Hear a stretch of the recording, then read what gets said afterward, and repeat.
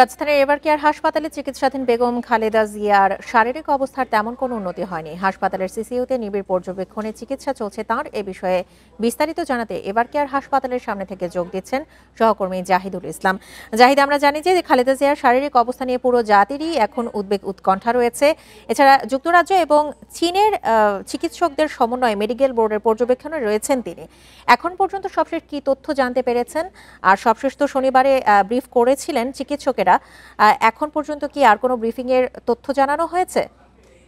দেখুন, আজকে 18 দিন কিন্তু এই হাসপাতালে ভর্তি রয়েছেন সাবেক প্রধানমন্ত্রী খালেদা জিয়া, এবং এই ভর্তির পরেই কিন্তু দুদিনের মাথায় তার শারীরিক অবস্থা আরও খারাপ হওয়ার কারণে তাকে সিসিইউতে নেওয়া। এই আজ এখন পর্যন্ত তিনি কিন্তু সেই সিসিইউতেই রয়েছেন, এবং মেডিকেল বোর্ডে যারা রয়েছেন তারা কিন্তু তার সার্বক্ষণিক সেই শারীরিক খোঁজ খবর নিচ্ছেন। এবং আপনারা কিছুক্ষণ আগেই বললেন যে আসলে এখানে যেই মেডিকেল টিম রয়েছে সেখানে কিন্তু যুক্তরাষ্ট্র, যুক্তরাজ্য এবং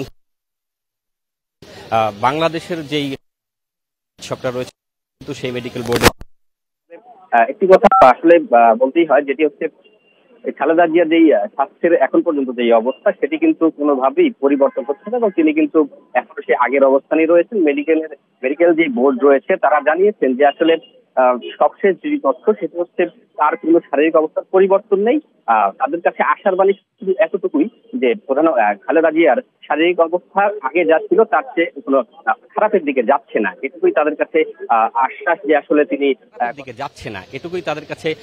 আশ্বাস যে আসলে তিনি কতটুকু সার্ভাইভ করবেন সেটির বিষয়ে। আরেকটি বিষয় হচ্ছে তিনি যে কাতার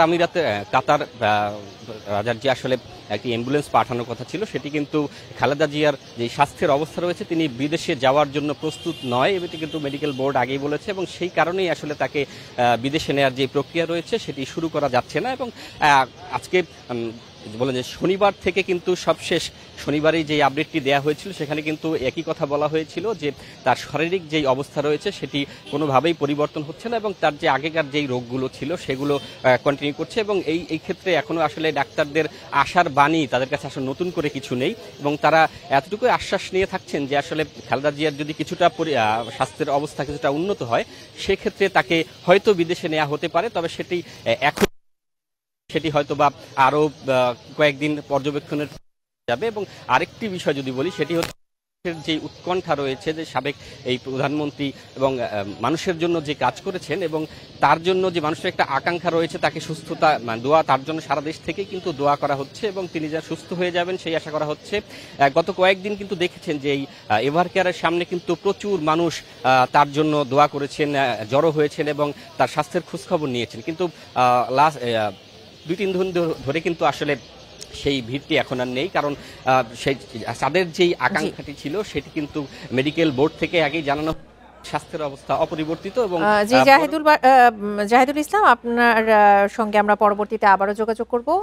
রাজধানীর এভারকেয়ার হাসপাতালের সামনে থেকে জানাচ্ছিলেন সহকর্মী জাহিদুল ইসলাম।